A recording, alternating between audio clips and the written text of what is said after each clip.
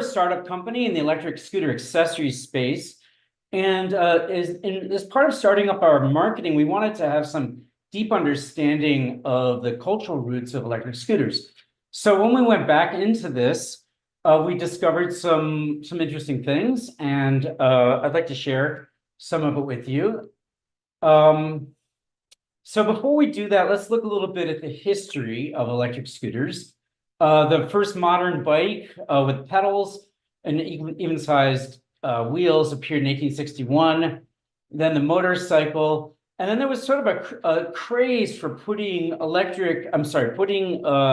gas-powered motors, internal combustion motors, on almost everything. So the earliest, what we would call predecessor of the modern electric scooter was the Autoped, which was a gas-powered scooter, and we will talk about that a little bit.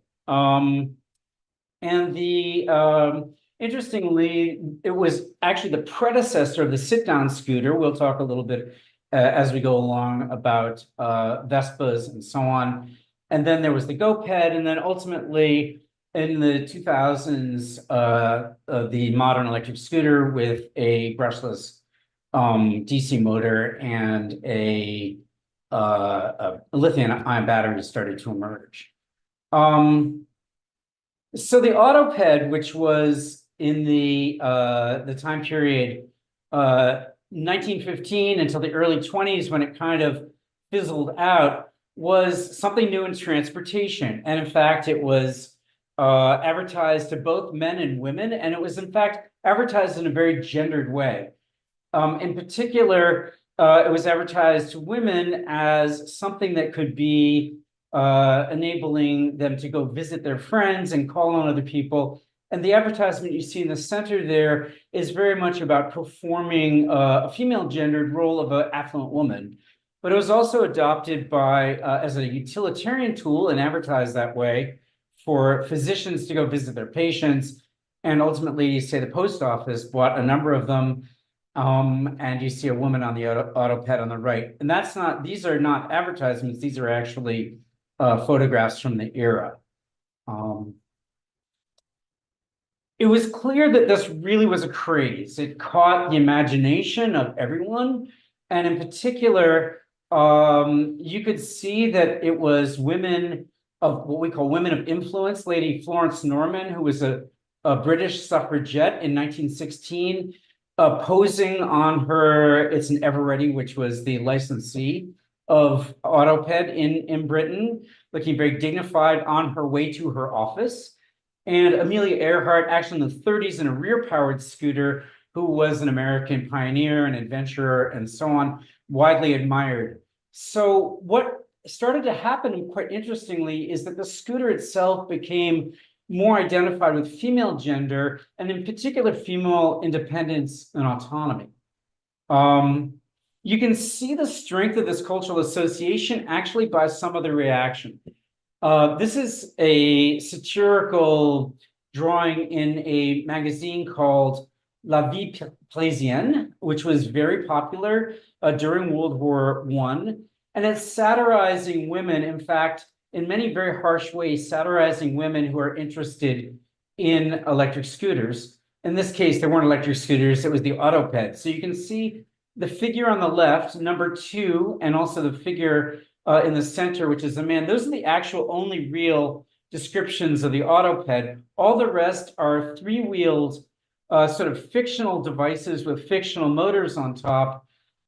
This was actually a kind of infantilizing image to portray women on top of a child's toy, a patinette, which was a three-wheel device.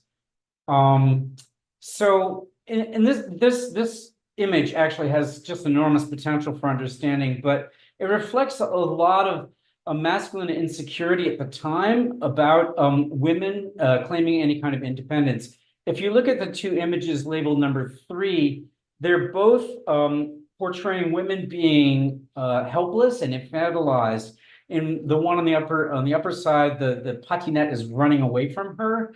On the lower right, it's broken down. She has no idea to fix it, and she's helpless.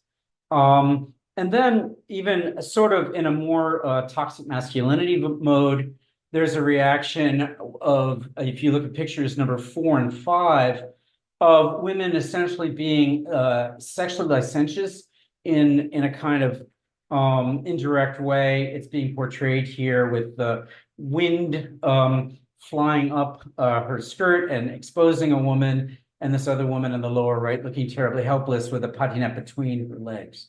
So you can gauge in some way the strength of the association that the marketing started to create, but the culture picked up, of women's autonomy and independence with the scooter, the original post-World War I craze. Well, it actually disappeared after a while, and the scooter itself, but of course not women's autonomy. So after World War II, there was a movie that actually really introduced and popularized the Vespa very much in the world. And here you see, the movie was called Roman Holiday, and the plot is of a princess who's played by Audrey Hepburn, who is looking to escape her duties, and she goes out in the town sort of incognito. But as part of her adventures with Gregory Peck, she gets on a Vespa scooter and goes zipping around. It's notable that this was actually Audrey Hepburn's really breakthrough role, and she was cast in part because she was a character actress who didn't have a particularly sort of sexy vibe. She actually had rather small bust, a small butt, and she was cast in particular because she didn't look like a sort of sexy and curvy Italian actress. But in fact, what's interesting is that the scooter, in this case that she's driving, the Vespa, is the vehicle of her liberation. I think it's also worth noting that although the scooter pictures were used very much in the marketing of the movie, it only appears for a few minutes in the movie itself. And by the way, a Vespa's sales surged by 100,000 in the following year. This just shows, again, some images of Vespa advertising from the 60s. On the left is a British ad, which emphasizes dependability and a kind of dependence of a woman on a man. But the text there, the copy says, putting the world's women on wheels. So there's definitely a gendering of the Vespa in this case. And then on the right is from the United States, and it's emphasizing the Vespa's independence in the sense of cultural independence, that you can be different by using this kind of alternative vehicle. And they weren't terribly popular, but they were they did become popular in time, of course. And that gets us to today and current advertising. With people on my staff, Haley Bauer, who I'd like to give a lot of credit to, we did some research and we found out that the images these days of women on electric scooters are pretty much evenly divided between men and women, but there's still a strong emphasis on independence and agency and empowerment that's built into the scooter. So you see on the left, Ina Kim, in the center, Tor, and on the right, Bo, three highly design-centric and innovative brands in this space right now. And each of the women on those is unfortunately unhelmeted in two of those images, but you can see that there is a strong woman vibe to all of these. Let's see. So just to conclude, what do we learn from this? I think that our exploration of the idea of what are the deep cultural roots of scooters has revealed that it is originally very much a gendered vehicle, as opposed to cars, a gendered vehicle for women, as opposed to cars, which are very gendered as male, or have been.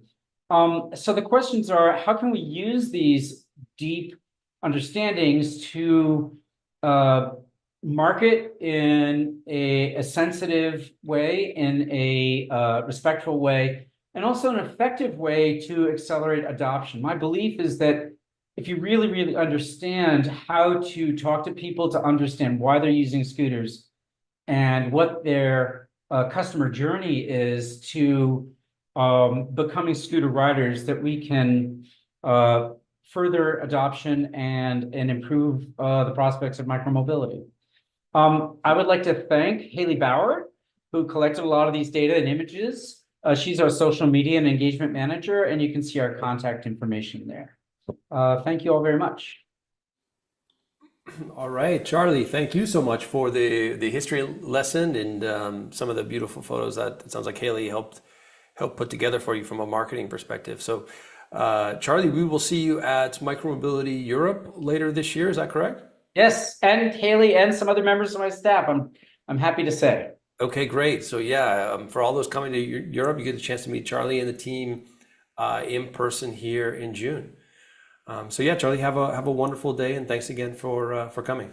Take care.